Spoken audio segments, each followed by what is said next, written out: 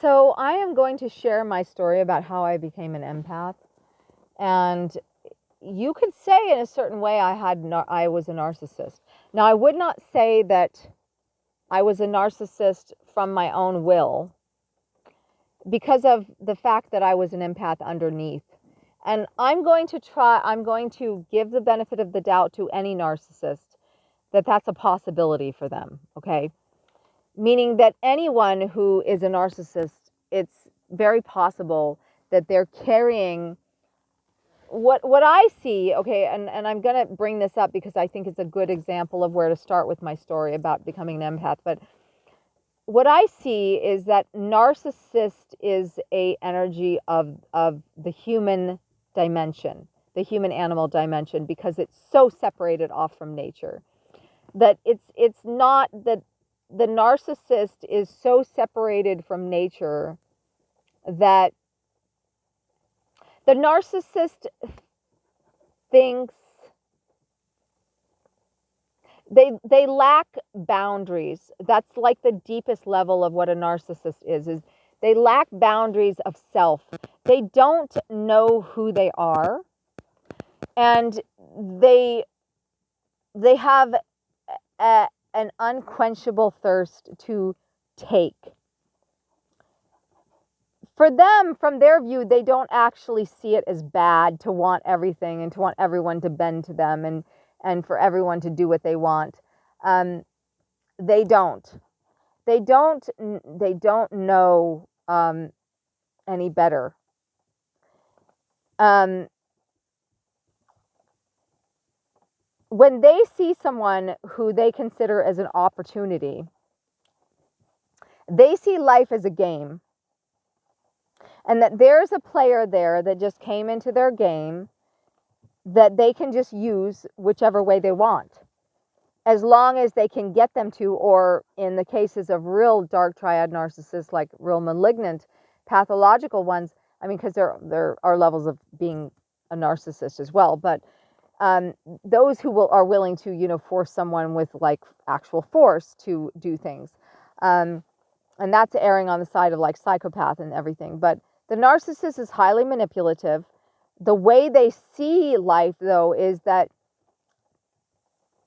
they see everyone as an extension of themselves, but they don't know who they are. So that's why they're not in their bodies. Like the basis to what a narcissist is it's a disembodied, broken soul that's highly damaged emotionally, that is either broken emotionally or they just never developed an emotional intelligence. Like they don't have an emotional body developed.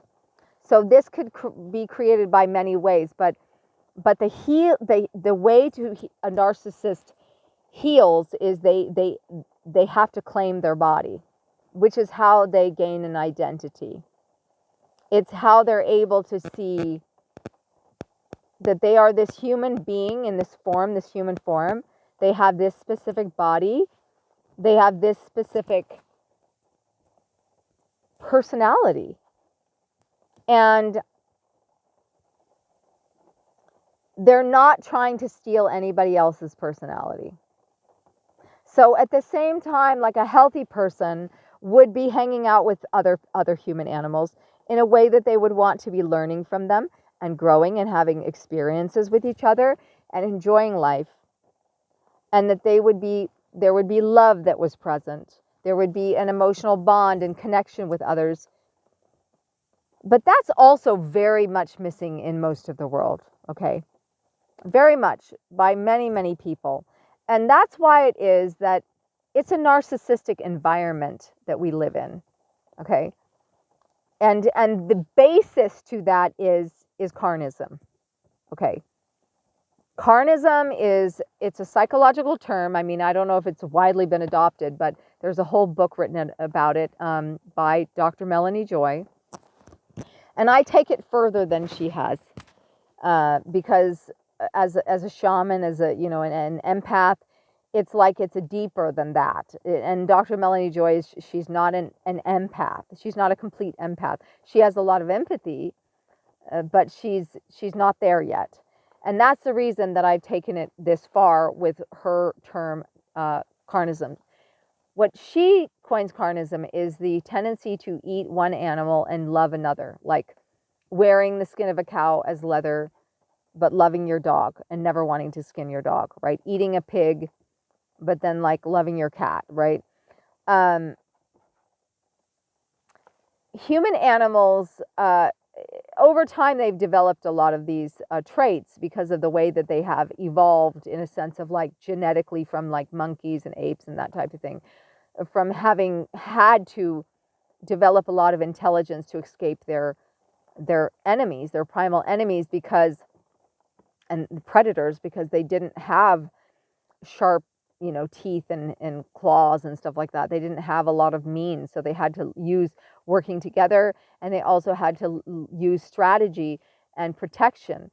And the narcissist, our society still being quite narcissistic, is that the human collective, let's say the human animal collective, is quite narcissistic, is because a lot of us, I mean, it's really the great majority of us are very selfish and self-serving. A great majority of people are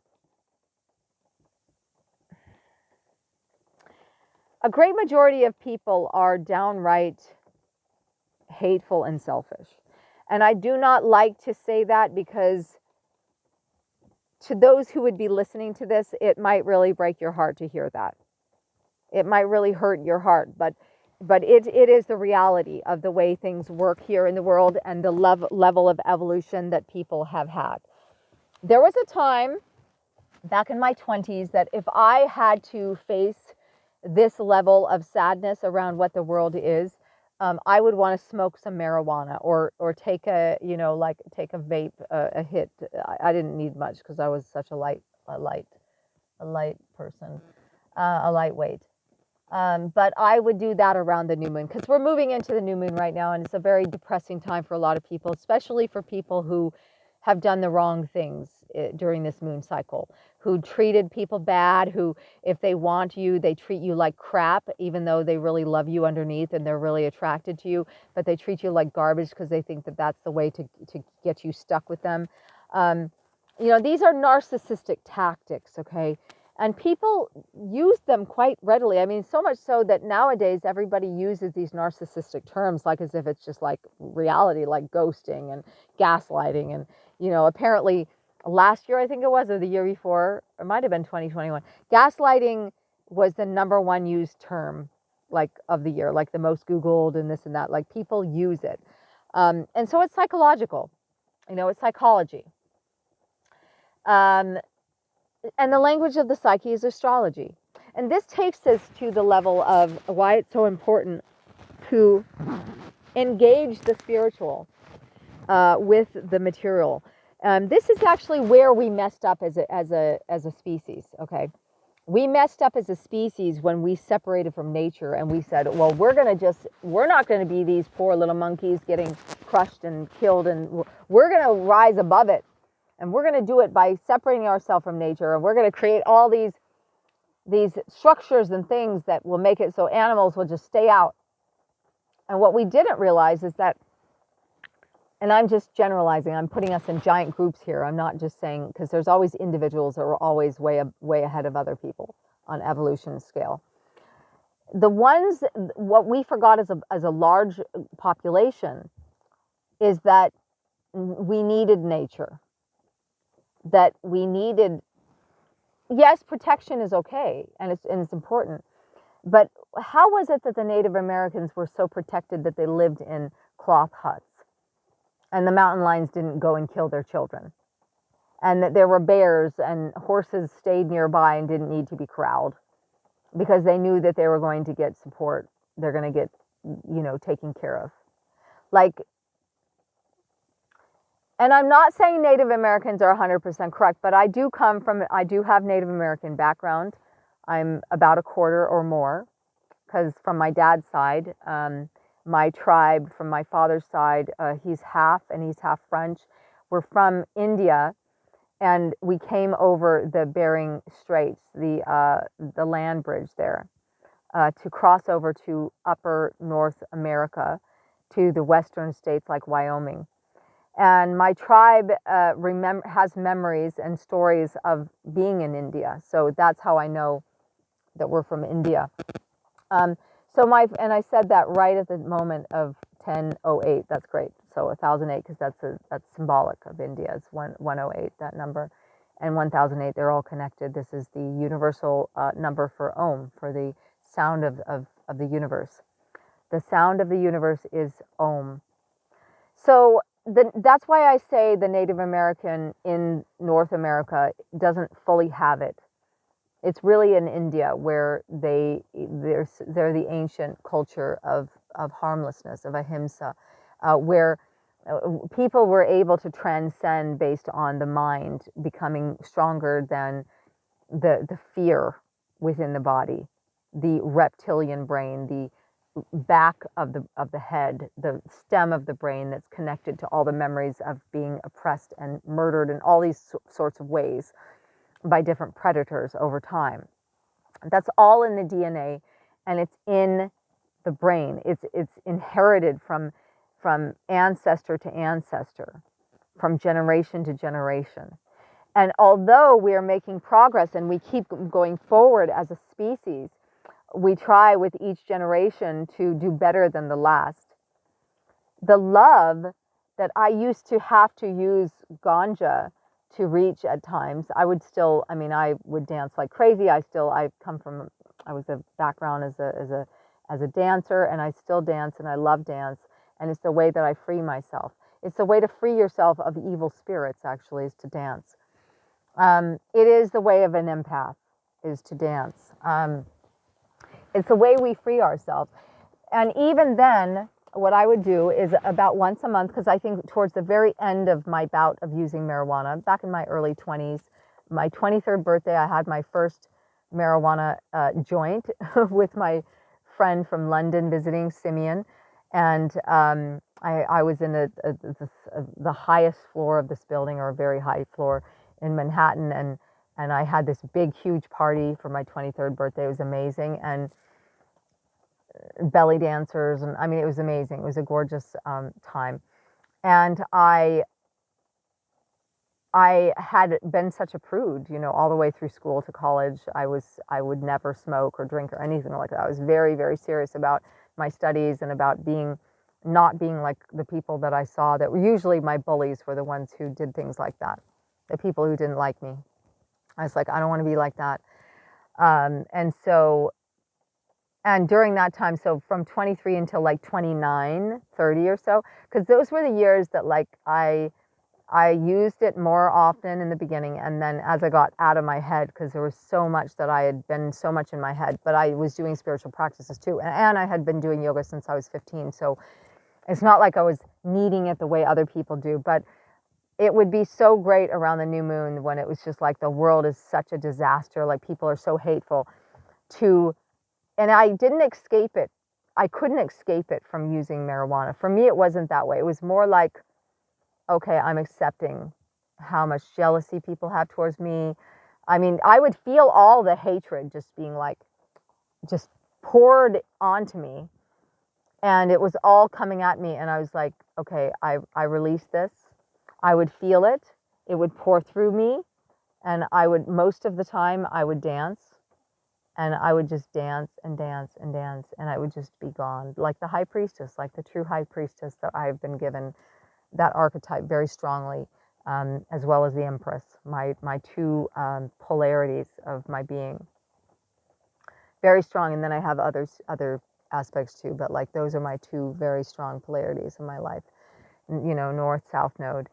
And I have it has not been. It's been a long time since I've had to feel that. And what happens with an empath is that we have a lot of layers, okay? I know I haven't told my whole story yet, and there's a lot to it, so I'm sure I probably never tell the whole story to you guys, even if I made 2,000 videos, but I'll tell you some of it. I'll try to give you a shorter story of how it, like, shortened version. But being an empath, we take on a lot of layers of healing. So there's the most sick people that are drawn to us. Like I'm dealing with a project right now of someone who is a real psychopath, the one that I brought up earlier. Like they're a malignant pathological narcissist, like psychopath. Like they fantasize about ways that they can murder me and do all kinds of horrible oppressive things to me while they're doing that. Because that person was a serial killer in their past life. They have learned in this lifetime to really, really cover up the shame, but they have toxic shame, so they have narcissism. Toxic shame is underlying is regret. Okay, there's a kind of shame, so there's two types of shame. There's narcissistic shame, toxic shame, where it's deserved shame. It's like they did bad things and that's why they're a narcissist. And then there is the toxic shame that the narcissist tried to put on their victim. You should be ashamed that you're a woman and you menstruate, for example, because the narcissist hates that a woman can menstruate and have babies. Like the narcissist hates life, right? But this is a narcissist, and there were past lives many lifetimes ago that since I am high priestess, which is, by the way, is the same thing as the empath also. And I'm carrying the whole female, I'm carrying the body of the feminine, of the feminine. That means all the way down from the lowest of feminine energy, meaning like every woman that is in the world on the lowest level, all the way to the most high, most exalted feminine. And because of that, this person did these horrible things to women in subsequent and successive past lives, one after another. Murdered, raped, pillaged, kept in towers, locked up, chastity belt, everything. And they're projecting that onto me because I'm an empath. So they're projecting their hatred of the feminine. But let's go to the root of this. Remember, like I said before, it's the body. Excuse me. Every single narcissist is disembodied. They're disembodied. They're a broken spirit. They're a disembodied soul. Now, they've done it to themselves most of the time, okay? Like from past lives of being haters, from doing horrible, unconscionable things.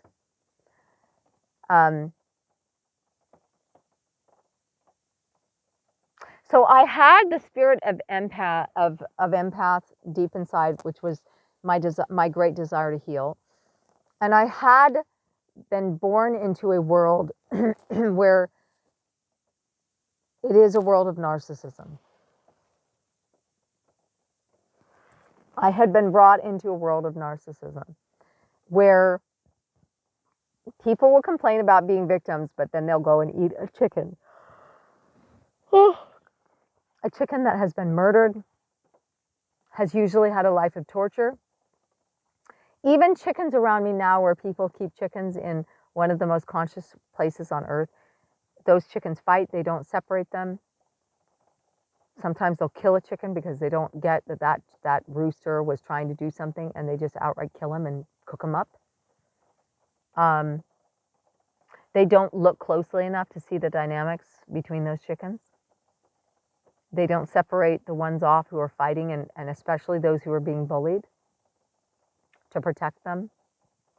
People who are like vegans in the community, they will do that, but even then, a rooster will get beaten up by all the hens. Or I remember this rooster that I had to hold him, and he was all bloodied up by all these hens, actually, who'd attacked him. People don't look closely enough because they don't have the empathy. Empathy is like a way of being able to look closely and see everything that's going on. So like when I look at a group of like a flock of birds, or I'm going to say chickens here because it makes it easier, because otherwise if I try to explain with pigeons or wild hawks, or and those are also very solitary a lot of the time, so it's harder to see groups. It's with chickens, it's like a flock, so there's many of them, so you can see how they're being, but it's like they all have different needs. And I can see very clearly which one has been bullied, or because they're telling me, they're looking at me, they're communicating energetically. There's certain, they might even like share a story with me in my head, like I'll see images of them being tortured a certain way or hurt by the other chickens. But the reason why that's happening is because the people who have kept these animals, they didn't love them. They didn't have empathy towards them. They didn't love them.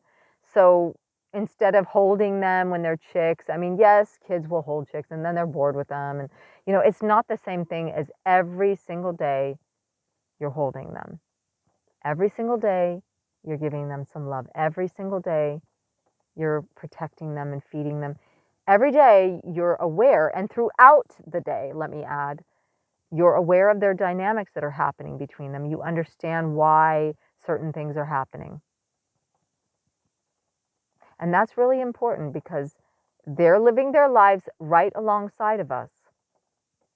The same thing with the dog or cat or rabbit or, you know, rat or whatever.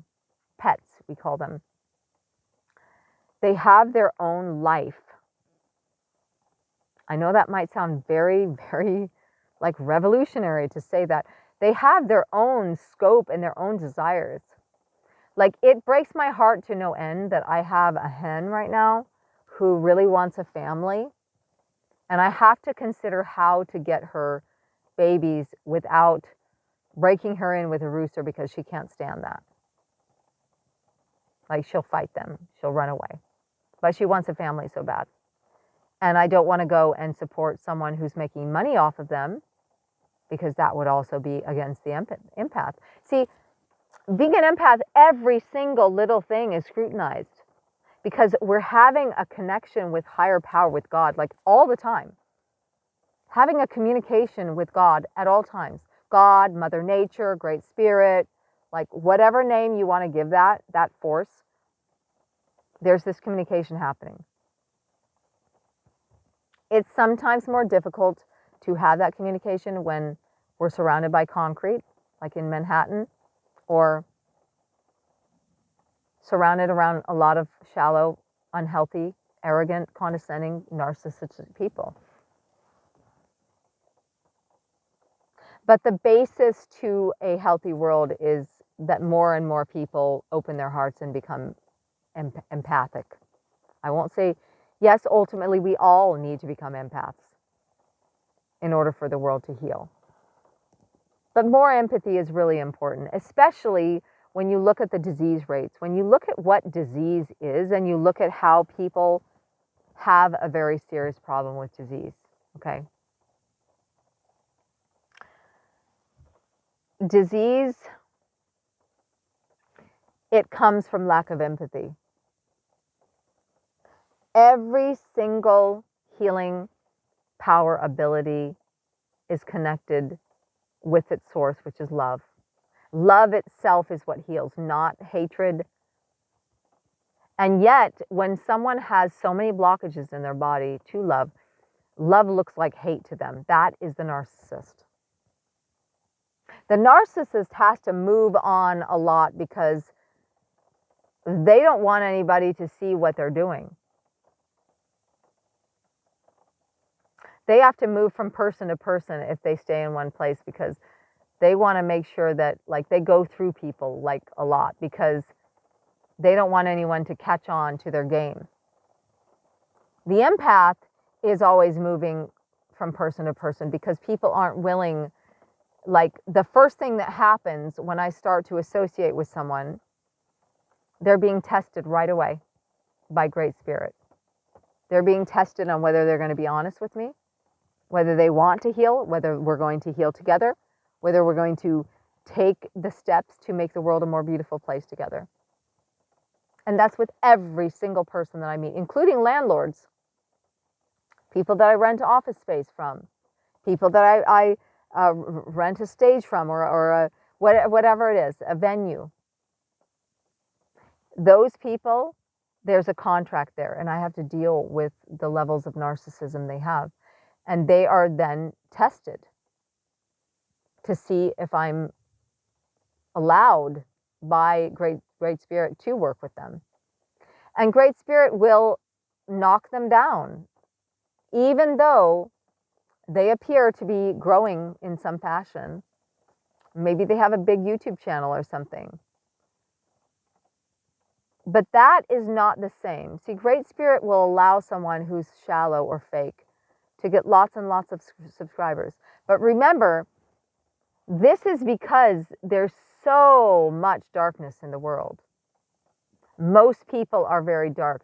And that's why this will probably never be a famous channel.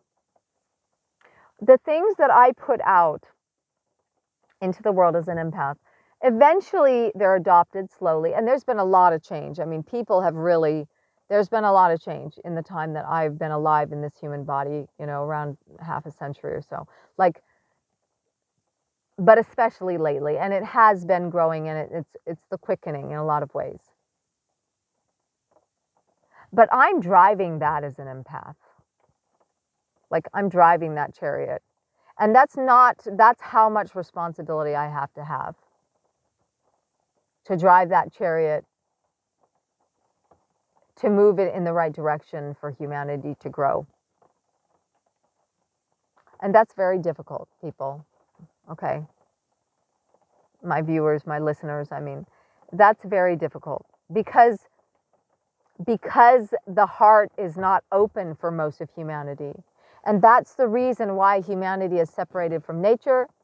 And that's the reason that humanity is separate from the cosmos, from extraterrestrial life forms. And that's really important, that humanity opens their heart. It's extremely important. And I see people that I've worked with in the past who have opened their heart for a short time while we were together, just to slam it back down after I was gone. And they did not continue it.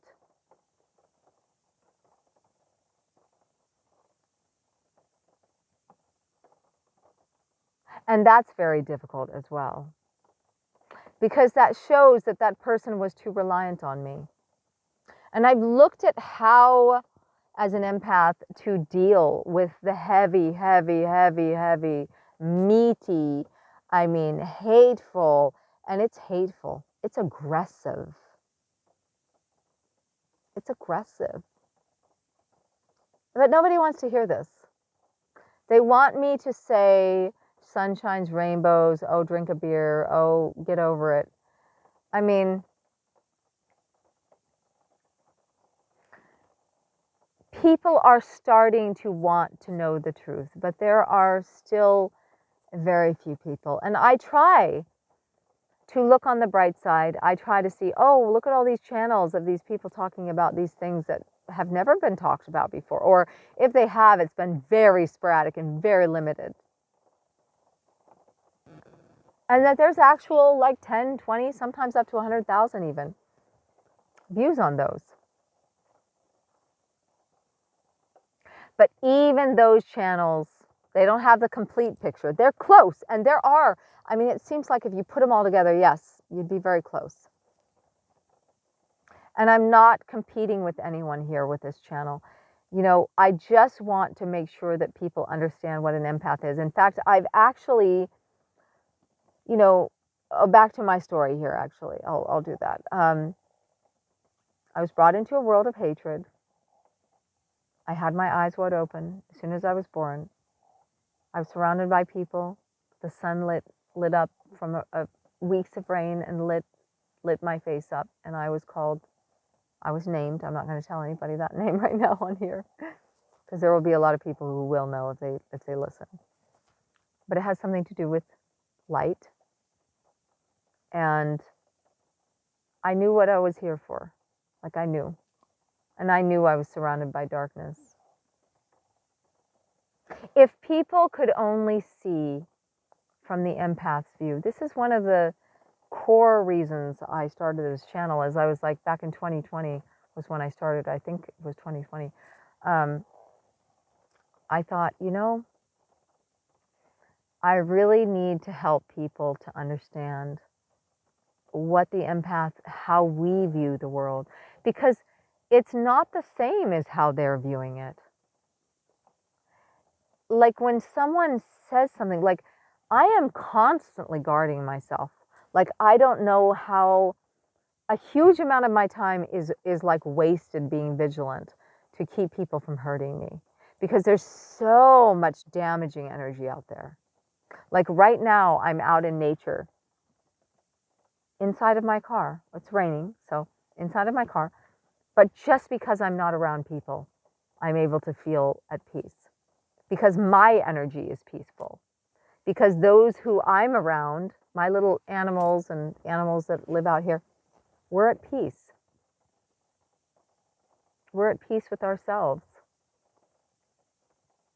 And when I was in nature for years, living in nature, around the wild animals and away from people, sometimes for hours, I wouldn't see a single soul, a single person.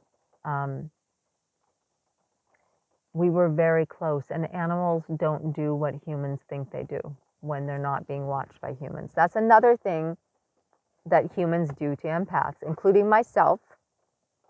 Okay? They do it to animals, they do it to empaths, because animals are empaths as well. Okay? So, how they see me is they see their own darkness most of the time. When someone says, oh, all, well, at least those animals are being raised in factory farms because they could be out there in the wild and being ripped from their tail to their face by some, like a cougar or like a bear or something. That's extremely rare in nature.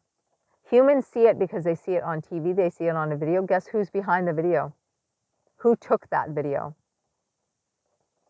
Yeah, their energy is affecting that whole situation. This is very important that people understand that people understand how energy truly works. I'm probably never going to be popular for this until people really, really, really genuinely want to know the truth.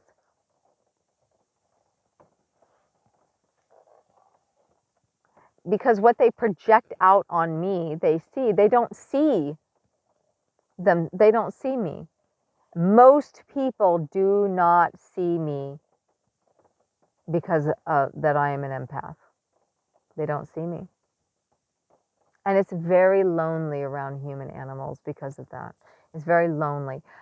I'm happy to go to a yoga class and beautifully dance through my practice and have what I don't like is everyone watching me. And then, but I'm helping everyone in the room as well.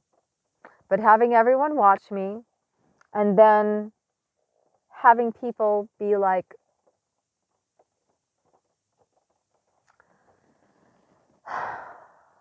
jealous.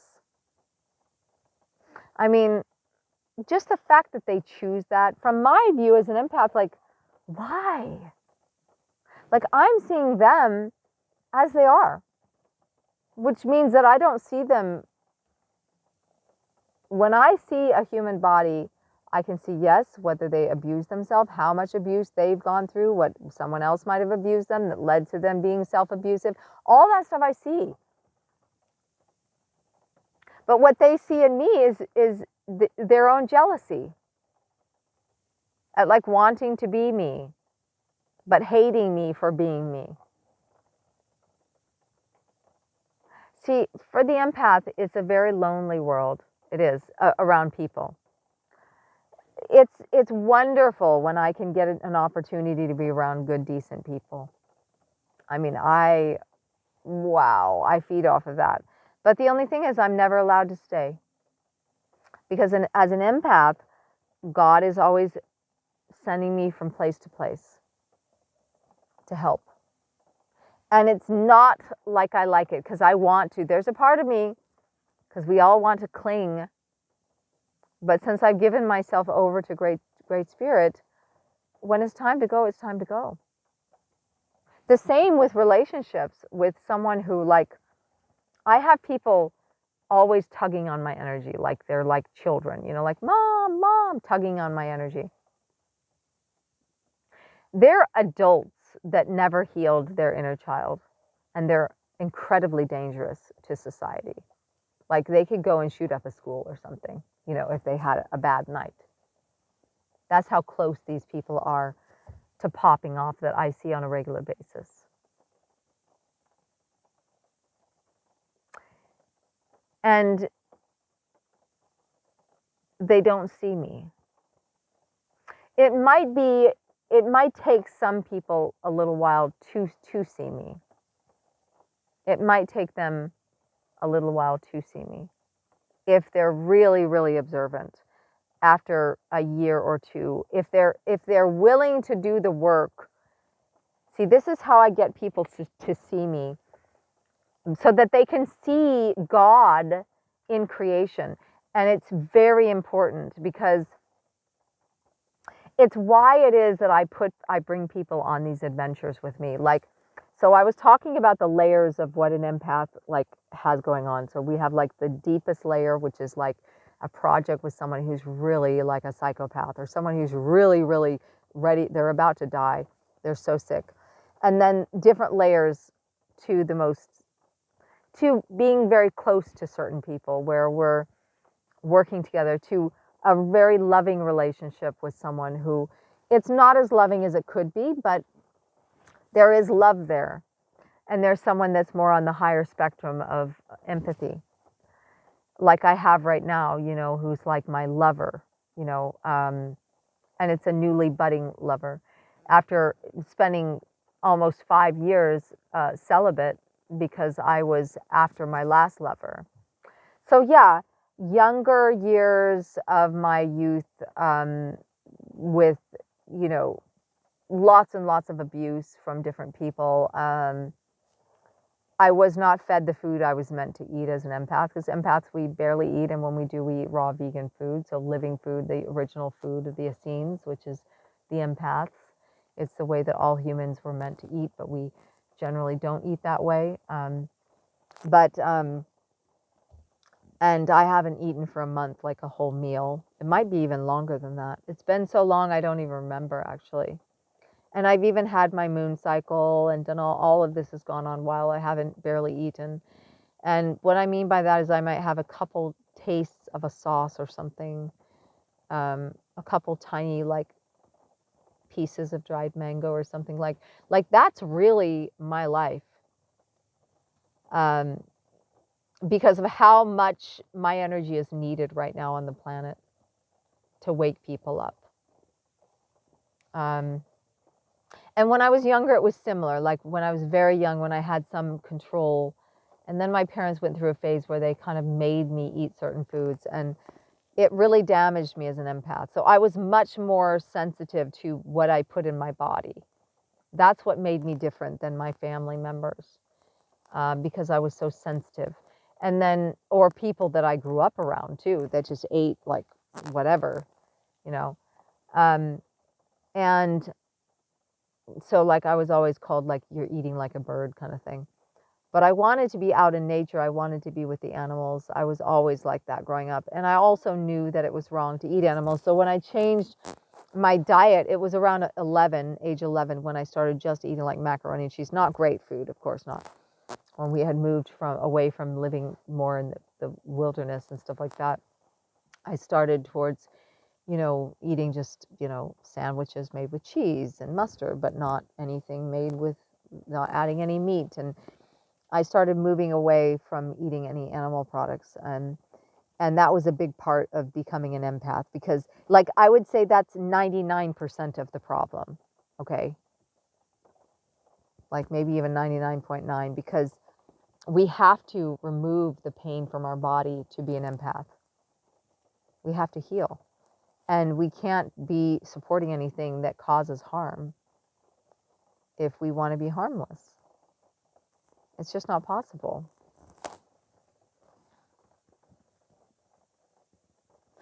So I'm in this place of relocation. Like I'm moving on, even though I still visit certain nature places of areas that I used to be. I'm in a big city now, and I do have a beloved. And there are beautiful things happening, and there's trust, and there's honesty, and yet I also have this really strong narcissist that has been stalking me and looking for me, and on a deep level, like they want, they want me to be, they want to own me because they want the energy just like a drug. They're like a druggie over my energy. They're a major druggie, like strung out over my energy. And they need the energy, and eventually they won't need it anymore. And there was a year of dealing with this person where God had sort of, Creator had wanted me to funnel this energy to them, even though most of it was very clingy and they were grabbing it and stealing it, and it was taking so much away from me. And they have this underlying desire to be with me, to merge with me, to have a family with me, to grow old together, stuff like that, Um, but underneath all that's like way underneath all the toxic shame that they have. And this funneling of energy that has strung them out at times on my energy, they're just like literally strung out like a heroin addict. And I can see it. I'm not physically around this person, okay? This is energetic. And the whole time has been an energetic warfare as well with the ego of this person, like constantly coming after me energetically, to the extent, because this person is satanic. I mean, they're satanic, that they've been able to literally physically harm me from a distance. Yes, it's real. They've paid people to come after me. They got very close to killing me a couple times, but not able to enter the physical residence or area where I was. That's the worst. It's the worst situation I've ever dealt with. But I've dealt with other people over the years in different varying degrees. And usually they're criminals, or they're about to go to jail or prison, or they're about to do something. Because they need to pay some kind of homage. They need to pay some kind of tithing, like for their misdeeds, in order to get them cut down, the consequences cut down for them. And so it's like I'm negotiating with the creator for them in a certain way. Okay, that's a part of being an empath, because an empath is a master healer. So we have constantly projects and jobs and things that we're dealing with, like at any given time. And there are lots of energetics around the way things go, because we have to interact with people at the banks, with people, like we're dealing with like everything. Like I'm dealing with, running a business, like having a family, having animals, having, like, it's not like I'm not in that world as well. It's just that the call is so strong at times to just up and leave. And it's not like the way that I've been getting as I'm getting older is the importance is not to just up and leave and just leave everything. I used to do that when I was younger, and I'd be like, oh no, it's going to work out, it's fine. I'm not doing that anymore. Like it's much more organized. Because the thing is that when you're dealing with someone like this and these people, you have to, as an empath, we're funneling energy to them, and we have to communicate with them in some way, even if it's like we find some thread, some way that they're going to get the information, so that they can see that we know, and we see them, we know what's going on with them. So cutting off all forms of communication is difficult, because that's the thing with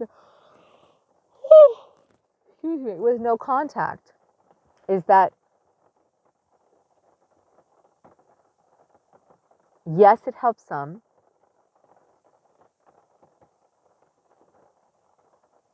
and at the same time, a lot of these people have no idea what they're doing. And with the system that we have set up in place right now is so flawed, is so corrupt. What's the point? Why? Why would we have to deal with the fact that we have a very broken system of law, justice. I mean, we're talking like, come on, a narcissist is getting away with murder in every possible way other than maybe taking a human's life. Like, they're doing the worst and getting away with it. And the reason for that is because people enable them, because they themselves are still lacking empathy. Because to the degree of empathy is to the degree of discernment. Because the heart regulates everything, just like regulation commissions that go around and make sure that big businesses aren't like destroying the earth, and make sure that they pay their part and they keep their carbon footprint down and things like that. And those aren't even that good because there's lacking empathy. Because the more emotional intelligence, which is a very deep level of discernment, the more we're able to really prioritize what's actually important, which is nature, which is health. So, and I feel like I need to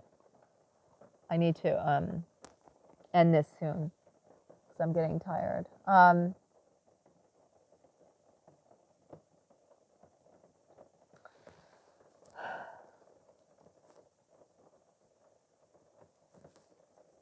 The way people are living,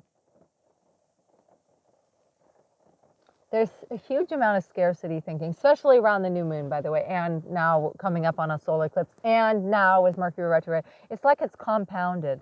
It's like things have been compounding and compounding and compounding. And people are so delusional about what's happening. They don't realize that they need to all step up and become more empathetic. Like, it's so important. We're killing like 80 to 90 billion animals a year for people to keep eating. Like, that's just unheard of. It's unspeakable, almost. And that's the dilemma, because there's so few of us that actually have true empathy. Because I even wonder if Teal Swan, if she's vegan.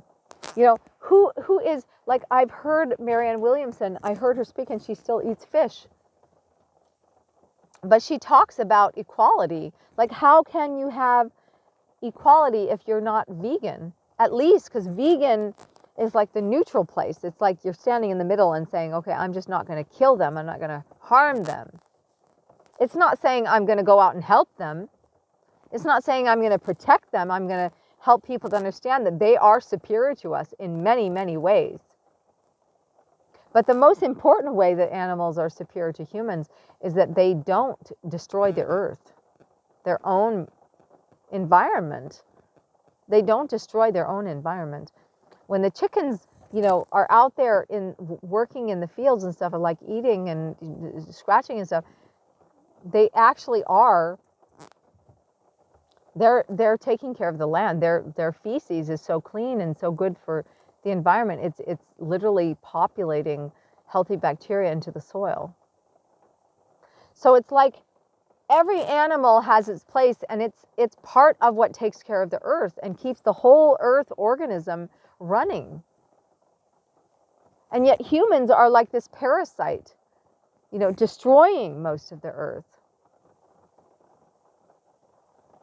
So I'm going to leave it right there. I'll end on a happy note. Yeah, I'll end at 40. Oh, I'm already past 48. I will end on a happy note. Okay. There is hope, because we can change. Every one of us can change by just saying, okay, I'm not going to eat that animal product this one meal. And then the next meal, okay, I'm not going to eat it this meal. Maybe I'll eat it the next, and just say no, until you're not doing it at all. If you must have an animal product, wait until the cultivated animal products come out, you know, that come from the cells of animals, comes from far less torture, because it's not, you know, very few animals are being killed to supply any kind of FBS or any kind of a serum that creates the medium to grow these cells in. We must move to the heart chakra, people. People are living on the first 3 lowest chakras. The only way we're going to win this battle is if people live on the heart chakra level, at least. Are willing to open the heart and feel, because feeling is healing. The heart must open. And there's no excuses. No excuses. Even if it hurts to feel at first, it feels better just to feel alive. So we can change. Human beings can change. Anyone can change. Even just the next minute, you can change. So that's what is the importance, is that we can all change. We don't have to keep doing things the way we have. And that's the most important message to take away from all of this. Moving away from harm and towards ahimsa, harmlessness, and towards kindness, gentleness, not using anyone for any need, finding a way to live on the earth in a way that supports life here, in particular the life of your own body. Everyone that goes plant-based, vegan, or ethical vegan, they begin to feel lighter. It's a practice and a path, and that is the essence of what it truly is to be an empath. It's how we grow our empathy.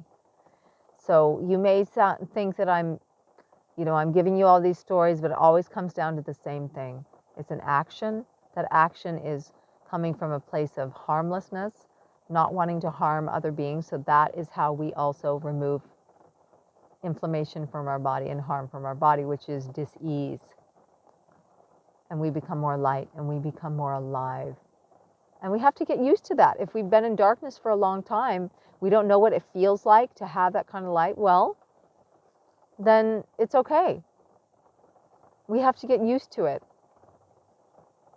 But we'll find that if we revert back to darkness, we'll find that doesn't feel very good, and it feels better to be in the light. Even this narcissist, that it took a year for them to start thinking about in their own mind how they could be wrong. Because with me specifically, God and I working together was showing him that every time he tried to do something mean to me, it was hurting him. And he has this person in his life that is also very mean and hateful. And then he has his friends are also mean and hateful. And he wants to break away from them and join me, but he doesn't realize that there's so much damage that they have done. And that it's like he has to almost like help them in a certain way before he can break away from them at this point. Because they're attacking him too, and he still has a huge ego, and he still wants them to hurt me. He does. And so the false body is the pain body, which is composed of rotting dead corpses. It's composed of animal products. It's composed of cooked, denatured, processed, unhealthy foods, but especially animal products. And the light body, the true self, is that which is composed of all of the good things that we've consumed. And for many of us, that's very small, that body. So that's the piece that we have control over to become empaths. Is over time, we transit from being very heavy and dense in our body to being very light and very sensitive and very powerful and very responsible and very joyful and very connected, because of the fact that we are so deeply connected with everything. Okay? So I hope that that makes sense, that where you're going towards the light is the place to go. And if you're in darkness and you feel scared in darkness, go towards the light. Always. Even in this world. Always go towards the light. Never go towards the darkness. People who are going through the dark night of the soul, they sometimes cannot even see that darkness. See that light, because they're so deep enmeshed in darkness.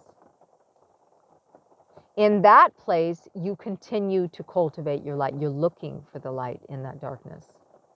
You're looking for little sparks of light in that darkness. You're looking for it. And you do not expect yourself, if you don't change yourself, it's harder for you to see that light. This is why when the transits, the Pluto transits, like now we're in this transit in Aquarius, Aquarius has become darkened. The tech world is just dark. It needs a complete revamping and regulation. And the person with Aquarius is really enmeshed in darkness and needs to heal themselves to see more light in the world. Okay, thank you all for listening.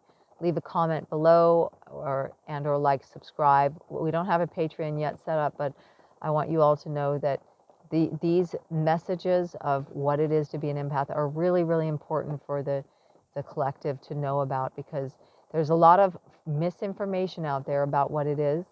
And as being an empath myself, it's hard, okay? It's not easy in a world where there's so much apathy. However, the more people that work towards becoming empaths, the better the world is going to be for all of us. Okay, and thank you so much for listening. And like I said, join as a subscriber, like, comment on the video, and if I get a chance, I will respond to your comments. Much love.